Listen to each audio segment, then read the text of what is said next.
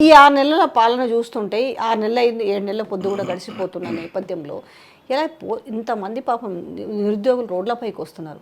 వాళ్ళ చిన్న చిన్న డిమాండ్లు డిఎస్సి ఏదో వాళ్ళు ఏదో చెప్తారు, సిలబస్ ఏదో మారింది అంత ఇప్పటికిప్పుడు రోబోలంగా చదవలేము, జస్ట్ అది కొంచెం వాయిదా వేయండి ఒక 3 నెలలు అనేసి.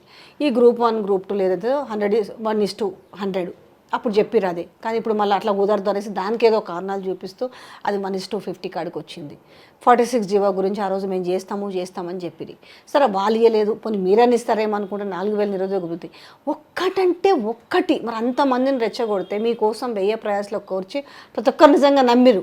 వస్తే నిజంగా మార్పు చేస్తే ఇంకొంచెం బాగుపడతామేమో, మాకు ఉద్యోగాలు పెరుగుతాయేమో, మా బతుకులు మారుతాయేమో అనుకోరు కదా. మరి ఇలా మరి ఆ గోసేంది కొంచెం వాళ్ళని పిలిచి మాట్లాడుతూ పోయేది. సరే సీఎం బిజీగా ఉన్నాడు, ఇంకెవరన్నా మంత్రిని పురపాయించి పిలిపించుకొని వాళ్ళ బాధ ఏందో ఇంటే పోయేదేముంది అంటున్నా. మేము కూడా పదే అదే చెప్తున్నాము. మీరు మీ ప్రయారిటీలను మార్చుకొని మీ ఢిల్లీ పర్యటనలు కావచ్చు, లేకపోతే మీ విందులు వినోదాలు ఇటువంటి అన్నీ పక్కన పెట్టి అయిపోయింది. ఒక 4 రోజులు శాలువాలు కప్పించుకున్నారు, బోకేలు ఇంటికి పోయే సమయం ఉంటుంది మళ్ళీ వాళ్ళ కోసం అయిపోయినాయి. ఇప్పుడు మీరు చెప్పినటువంటి అంశాలే ఇవాళ తెలంగాణ సమాజం అడుగుతున్నది. రైతులైనా, విద్యార్థులైనా, నిరుద్యోగులైనా, లేకపోతే వివిధ డిపార్ట్మెంట్లలో పనిచేస్తున్న అవుట్సోర్సింగ్ వాళ్ళైనా, కాంట్రాక్ట్ ఉద్యోగులైనా, ఎవరైనా సరే ఇవాళ అడుగుతున్నది రేవంత్ రెడ్డి. ఆయన ఆ రోజు పిసిసి అధ్యక్షునిగా ఉండి ఏది మాట్లాడిండో అదే అడుగుతున్నారు. దీంట్లో పెద్ద కొత్త విషయాలు తీసుకొచ్చి, లేని విషయాలు తీసుకొచ్చి ఏమి అడుగుతలేరు. అయితే ఇప్పుడు మనం అనుకుంటున్నట్టు ఏంటంటే, మనందరం ఇట్లా మాట్లాడడం వల్ల, ఇట్లా చేయడం వల్లనే పాలకుల్లో ఏమైనా మార్పు వస్తుంది, చరణం వస్తుంది. అడగంది అమ్మాయిని అన్నం పెట్టదు. అయితే వాళ్ళు మరి ఇంత అహంకారంతో ఉన్నారు కదా, నిర్లక్ష్యంతో ఉన్నారు కదా, వాళ్ళు కనీసం రాత్రి 6 గంటల తర్వాత అసలు మహిళల్ని పోలీస్ స్టేషన్ ఉంచొద్దు. అయినప్పటికీ వాళ్ళని కూడా పోలీస్ స్టేషన్లో బంధించి వాళ్ళని అసలు వాళ్ళు తిన్నరా తినలేదా, వాళ్ళ పరిస్థితులు ఏంటి, వాళ్ళ కనీస మనిషి అన్న తర్వాత కనీస అవసరాలు ఉంటాయి, వాళ్ళ అవసరాలు ఏంటి అని ఆలోచించే విజ్ఞత లేని సమాజం ఈరోజు మన దగ్గర ఉంది. పాలకులు అట్లే ఉన్నారు. మీరు అన్నట్టు ముఖ్యమంత్రి ఎంత బిజీ ఉన్నా కమిటీలు వేసుకోవచ్చు. మీరు అడుగుతున్నది మనందరం మాట్లాడుతున్నది కూడా వాళ్ళు ఏదైతే ఈరోజు అడుగుతున్నది, రోడ్డు ఎక్కుతున్నది, ధర్నాలు చేస్తున్నది, వాళ్ళు రోడ్ల మీద ఈడ్చుకుంటూ వాళ్ళు నానా రకాల బాధలు పెడుతున్నా కానీ వాళ్ళు తెగించి పాపం పోలీసు వాళ్ళ కాళ్ళ మీద పడుతున్నారు. మా బాధ అర్థం చేసి మీరు కంచెలు తొలగించారు అన్నారు, బ్యారికేడ్లు తీసినామన్నారు, ఇది నియంత్రిత పాలన కాదు, బానిస సంఖ్యలు తెంపినామన్నారు. ఏడ చూస్తే విద్యార్థులు ఏడిపోతే ఆడికి పెద్ద పెద్ద బాహుబలి రేంజ్లో ఉన్నాయి. అవేంటివి కొత్త వచ్చినాయి బ్యారికేడ్లు, పాతవి పోయినాయి, కొత్తవి చేయించారు. ముళ్ళ కంచెలు వేస్తారు, బ్యారికేడ్లు వేస్తారు. మీడియా అంటే ఎట్లాగో కొంత 1-2-3 ఛానల్ తప్పితే ఎవరు పోయే దిక్కులేదు. ఆ 2-3 కూడా ఇంకా నాసుంటుంది ఏదో తెగించి వాళ్ళతో లొల్లి పెట్టుకొని అయ్యో జర అర్థం చేసుకోండి అలా బాధ అనేసి మంచో చెడ ముందుకు పోతున్నాం. ఎందుకు నువ్వేమన్నావు అయ్యాలా, నేను ప్రేరేపించినావు, ప్రజల్ని నమ్మించే ప్రయత్నం చేసినవే. నీ ఇంటి దగ్గర వేసుకోలే కంచెలు, నీ ఇంటి దగ్గర లేవో బ్యారికేడ్లు, సీఎం ఇంటి దగ్గర, ప్రజాభవన్ దగ్గర నువ్వు ఉండవు కదా.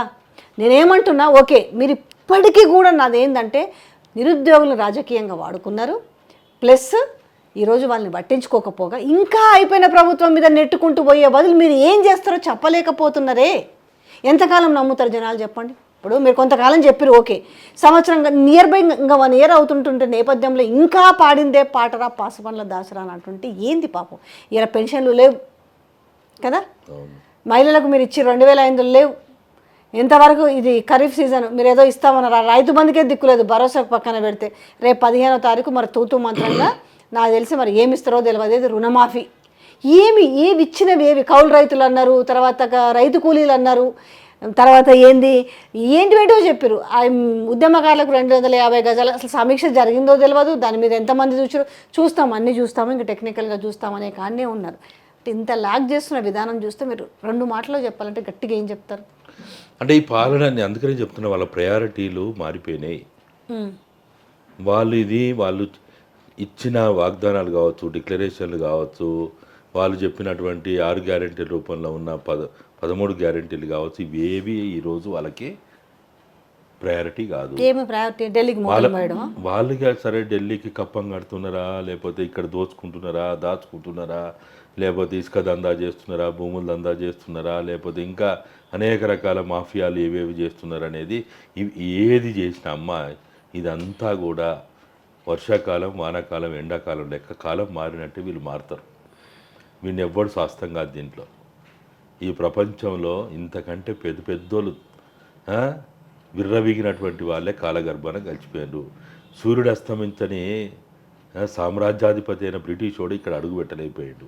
ఈ గడ్డ చరిత్ర తెలియక చాలామంది ఎన్నెన్నో ఏదేదో అనుకుంటారు. కానీ విదేశాలకు అప్పులు ఇచ్చినటువంటి నిజాము, విదేశాలకు అప్పులు ఇచ్చినటువంటి నిజామే ప్రాణాన్ని అరచేతిలో పెట్టుకొని బతుకుజీవుడు అంటూ తన రజాకారులను కూడా కాపాడలేని పరిస్థితులలో పారిపోయాడు. ఇది ఆ గడ్డమ్మ. 13 సార్లు దండయాత్ర చేసిండు ఈ గడ్డ మీద. బ్రిటిష్ వాడి కాలు పెట్టలేకపోయాడు. ఏదో చిన్న అటు ఇటు కంటోన్మెంట్ పెట్టుకొని పరోక్ష పాలన చేసిండు. నిజాం ఏం చేయగలిగిండమ్మా? రజాకారులు ఏం చేయగలిగిండ్రు? రజాకారులతో పోలిస్తే, బ్రిటిష్ వాళ్ళతో పోలిస్తే ఈ రేవంత్ రెడ్లు, చంద్రబాబులు బచ్చగాను వాళ్ళు, వాళ్ళ వందు దేని పనికిరాని వాళ్ళు. వాళ్ళనే ముప్పు తిప్పలు పెట్టిన గడ్డ ఇది. రాదనుకున్న తెలంగాణ, నవ్వుల పాలైన తెలంగాణ, భూమండలం ఉన్నంతకాలం భారతదేశ చిత్రపటంలో తెలంగాణ రాష్ట్రం అనే దాన్ని ఉండనివ్వమని ప్రగల్భాలు పలికినటువంటి వాళ్ళని పోరనా కొడుకులారా, వెధవల్లారా అని పెప్పర్ స్ప్రేలు ప్రయోగించినా తెలంగాణ తెచ్చుకున్న గడ్డ ఇది. ఇదేమి అంత ఆషమాసి కాదు. రేవంత్ రెడ్డి లాంటి 1000 మంది రేవంత్ రెడ్డిలు వచ్చినా బొంద పెడుతుంది ఈ గడ్డ. ఏదో 4 కాలం జర కొద్ది రోజులు ఇట్లా ఆట ఆడుతుంటారు వీళ్ళు. ఇటువంటి వాళ్ళు ఎంతమందిని చూసినామమ్మా, ఎంతమందిని చూసినాం. వెంగళరావు ఎమర్జెన్సీ కాలంలో చంద్రబాబు నాయుడు నాగడి చాళ్ళలో రక్త పేరులు వారించిండు. ఇక్కడ ఏం చేయగలిగిండు? ఇక్కడ ఏం చేయగలిగిండు? ఆయన 2 కళ్ళ సిద్ధాంతం ఏం చేయగలిగింది? అమ్మా ఇవేవి ఎవ్వడేం చేయలేడు. కాకపోతే కొంతకాలం అట్లా నడుస్తుంటుంది, మనం కొన్ని భరించాల్సి వస్తుంది. కానీ ఇప్పుడు మళ్ళీ చూస్తుంటే మళ్ళీ ఆ ఉద్యమమే కనబడుతుంది తెలుసా. మళ్ళీ క్యాంపస్లో పోయినా అయ్యాల ఆ కాలంలో 2008, 9, 10, 11, 12 కవరేజ్లో పోయినప్పుడు ఎట్లుందో పరిస్థితి అట్లనే కనబడుతుంది కదా అంటున్నా. మళ్ళీ ఒక ఉద్యమానికి తెరలేసిందా అనే విధంగా కనపడుతుంది. 10 ఏళ్ల కాలంలో మొన్న చూసారు కదా చంద్రబాబు రాక పచ్చమయం అయిపోతుంటే జనాలందరూ ముక్కు మీద వేలేసుకొని చూసిరు. ఇదేంది విడ్డూరం ఏంది, ఎక్కడ చూసినా 10 ఏళ్ల పాటు లేదే, ఈ ఎట్లా వచ్చింది అంటే దీని మీద ఉన్న శ్రద్ధ మరి ఎందుకు వీళ్ళ మీద లేదు? ఏమవుతుంది అంటున్నా. ఇన్నిసార్లు చక్కర్లు కొడుతున్నారే. ఇంటికి పోయి వాళ్ళు ఈయన చెప్తున్నాడు కదా కేసీఆర్ గురించి, ఎమ్మెల్యేలను కడుపులో తలకాయ పెడుతుండో కాలు పట్టుకుంటున్నాడు అంటుండు కదా. మరి ఈయన చేసిన పని ఏముంది? ఇంటికి పోయి నువ్వు కాలు పట్టుకుంటున్నావా, కడుపులో తలకాయ పెట్టుకుంటున్నావా, లేక బెదిరిస్తున్నావా? మరి ఎందుకు ఇంటికి పోయి నీకు శాలువాలు కప్పే అంత సమయం ఉంది కానీ ఏమవుతుంది అని నువ్వు ఇన్ని మాటలు మాట్లాడినావు. మేము బానిసలము, మేము సేవకులము అని మాత్రమే అన్నారు కదా. ఈ నిరుద్యోగుల వల్ల మేము అధికారంలోకి వచ్చినా ఉన్నారు కదా. పిలిస్తే ఏమవుతుంది? ఎందుకు ఇంకా మీరు గట్టిగా ఇంకా మీరెందుకు ఇది ముందుకు రావట్లేదు? అంటే వాళ్ళకి అడ్డం వస్తుందమ్మా. ఇంతకుముందు చెప్తే కదా ఒక్కసారి ఆ కుర్చీలో కూర్చున్న తర్వాత ఆ మత్తు తాగినోడు పచ్చకామర్లోనికి ప్రపంచం అంతా పచ్చగా పడ్డట్టు అందరూ వాడు పొద్దుగాల ఇంటెలిజెన్స్ వాళ్ళు వస్తారు, పొద్దుగాల పిఆర్ వాళ్ళు వస్తారు, పొద్దుగాల ఇంకెవడో వస్తారు. వాళ్ళు ఏం చెప్తారు? అంత బాగునే చూపిస్తారు. ఇప్పుడు ఇక్కడ వేలాది మంది అరెస్ట్లు అయ్యి పోలీస్ స్టేషన్లో ఉండి అన్నీ ఉంటే ఎవడొచ్చును 100 మంది వచ్చును, 500 వచ్చును, 1000 మంది వచ్చును. నేను మొన్న తెలుసుకున్న డిఎస్సి ముట్టడి మీద, పబ్లిక్ సర్వీస్ ముట్టడి మీద వాళ్ళ రిపోర్టు నిన్న రాత్రిది కూడా ఇంటెలిజెన్స్ వాళ్ళు ఎంత ఇచ్చారు అనుకున్నావు? 4,500 మంది వచ్చారు. ఎవడున్నాడు అంత అవుతుందే. ఇంకా పైనుంచి ఎక్కువ మాట్లాడితే ఆ పార్టీవాడు, ఈ పార్టీవాడు, వాడు వీడు వాళ్ళ అదే రిపోర్ట్. ఏ ప్రభుత్వం అయినా ఏ ముఖ్యమంత్రి అయినా ఇంతేనమ్మా. గత పాలనలో గత ముఖ్యమంత్రి గట్టినే చేసిండ్రు, అట్లా చేసే వాళ్ళ ముంచింది ఈ ఇంటెలిజెన్సీ లేకపోతే ఈ భజనపరులు. ఈయన కూడా గంతే. కానీ ముంచితే ముంచిరు. ఇప్పుడు పార్టీలు సరే ఏదో ఒక పార్టీ వస్తుంది, అధికారం చేయబడుతుంది. కానీ ఎంతకాలం అని ఈ సమస్యలు ఫేస్ చేసుకుంటూ పోవాలి అనేది ఇక్కడ సమస్య కదా. పాపం నిన్న వచ్చిన వాళ్ళ ఆడపిల్లల్లో రీసెంట్లీగా డెలివరీ అయిన వాళ్ళు ఉన్నారు, పిల్లలకు మదర్ ఫీడింగ్ ఇచ్చేటోళ్ళు ఉన్నారు. అరే గింతనన్న మనకు కొంచెము మానవత్వం కూడా ఉంటుంది. కానీ అది కూడా మర్చిపోయి మినిమం రిపోర్ట్ తెప్పించుకోకుండా ఏదో నీ చేస్తావా చేయవా, పిలిపించి గిదిరానైనా గిది ఇష్యూలు ఉన్నాయి, గిది ఉంది, కొంచెం ఓపిక పట్టండి ఏదో అనేసి ఎవరో ఒకరు ఆ మాత్రం తెలియదా? మనం ఈ రకంగా ఉంటే మన పరిస్థితి వాళ్ళకి 9.5 ఏళ్ళకి వచ్చిందేమో, కానీ మనకి ఇంకో 2 ఏళ్ళకే రావచ్చు అనే పరిస్థితి లేదా? 2 ఏళ్ళు ఎక్కడి అమ్మా, లేదా? 5 నెలలకి అవపలేదు అవతారం. ఆహా, వ్యతిరేకత పక్కన పెడితే రేపు అదే తల్లి, 5 నెలలకే వీళ్ళ అవతారం ఏందో మొన్న లోక్సభ ఎన్నికలు అవపలేదా? ఇంకొక 3-4 నెలలకి పంచాయతీ ఎన్నికలు వస్తాయి, లోకల్ బాడీలు వస్తాయి, ఏముంది, బెదిరించి గెలుస్తారేమో. అంత సీన్ లేదమ్మా. మీరు అన్ని మర్చిపోండి. తెలంగాణను తక్కువ అంచనా వేస్తారు. నీ బెదిరింపులు, నీ డబ్బులు, నీ నీ ఇతరత్ర ఏవైతే బలహీనతలకు సంబంధించిన విషయాలు మాట్లాడతామో అవేవి నడవమ్మా. మీరు అసలు తెలంగాణను తక్కువ అంచనా వేస్తున్నారు. మీరు గుర్తుపెట్టుకోండి, చంద్రబాబు నాయుడుతోటి దోస్తానం చేసిన ఏ పార్టీని కూడా తెలంగాణ సమాజం బొందబెట్టింది. 2004లో టీఆర్ఎస్ కాంగ్రెస్ పొత్తు పెట్టుకుంటే విజయ దుందుబిని పొందిండ్రు. 2009లో ఇదే టీఆర్ఎస్ పేరుతోటి ఆ రోజు కేటీ రామారావు, హరీష్ రావులు ఇద్దరు మంత్రతంత్రం చేస్తే చంద్రబాబు నాయుడు అనే ఒక విధవతోటి పొత్తు పెట్టుకుంటే, ఒక అహంభావి నాగడ్చాల రక్త పేరు వారించిన భయంకరమైన రాక్షసులతో పొత్తు పెట్టుకుంటే, పోరా నువ్వు కూడా వాంతోడు చావు పోరా అని 2009లో ఏం చేసింది టీఆర్ఎస్ని? 2004లో వస్తే నీకు 13 కూడా రాలే 2009లో. ఓ బీజేపీడు, కమ్యూనిస్టులు, తెలుగుదేశం, టీఆర్ఎస్ అందరు పొత్తు పెట్టుకుని ఏమైంది? పోయిందా? 2014లో బీజేపీ టీడీపీ పొత్తు పెట్టుకుంటే అది పోయిందా?